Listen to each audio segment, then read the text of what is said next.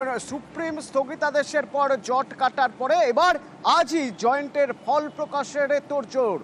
কি খবর পাওয়া যাচ্ছে জানবো, সোমরাজ রয়েছে আমার সঙ্গে। সোমরাজ, যেটা সূত্র মারফত জানা যাচ্ছে, আজই জয়েন্ট এন্ট্রান্স বোর্ড ইঞ্জিনিয়ারিং এর ফল প্রকাশ করতে পারে। ইঞ্জিনিয়ারিং এর পাশাপাশি আর্কিটেকচারেরও ফল প্রকাশ করতে পারে। কিছুক্ষণের মধ্যেই জয়েন্ট এন্ট্রান্স বোর্ড তারা বৈঠকে বসছে এবং বৈঠকে বসেই সুপ্রিম কোর্টের প্রধান বিচারপতি আজকে যে স্থগিতাদেশ দিয়েছে কলকাতা হাইকোর্টের নির্দেশের ওপর, সেই বিষয় নিয়ে আলোচনা করবে, আইনজীবীদের থেকে মতামত নেবে। সেক্ষেত্রে সম্ভাবনা রয়েছে আজ সন্ধ্যের মধ্যেই জয়েন্ট এন্ট্রান্সের ইঞ্জিনিয়ারিং এর ফল প্রকাশ করার।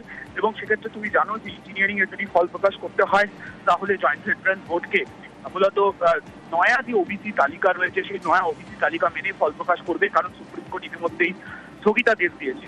ইতিমধ্যেই জয়েন্ট এন্ট্রান্স বোর্ড বিভিন্ন পরীক্ষার্থীদের থেকে সংরক্ষণ নিয়ে মতামত নিয়েছে এবং শুধু তাই নয়, কোন পড়ুয়ার কি কাজ সে নিয়ে ইতিমধ্যেই নথিবদ্ধ করেছে জয়েন্ট এন্ট্রান্স বোর্ড ওয়েবসাইটে দিয়ে, যা নিয়ে ইতিমধ্যেই সাংবাদিক সম্মেলন করেছিলেন জয়েন্ট এন্ট্রান্স বোর্ডের চেয়ারম্যান।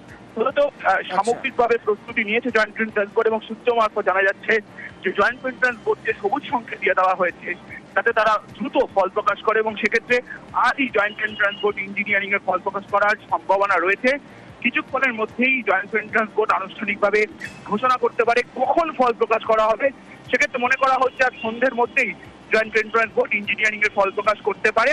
যদিও সম্ভাবনা বলা হচ্ছে, তার কারণ এখনো পর্যন্ত আনুষ্ঠানিকভাবে ঘোষণা করা হয়নি। সূত্র মারফত জানা যাচ্ছে সুপ্রিম কোর্টের এই স্থগিতাদেশের পর জয়েন্ট এন্ট্রান্স বোর্ডকে বলা হয়েছে যাতে তারা দ্রুত ফল প্রকাশ করে এবং সেই মোতাবেক আজকের মধ্যেই ফল প্রকাশ করার সম্ভাবনা রয়েছে জয়েন্ট এন্ট্রান্স বোর্ডে।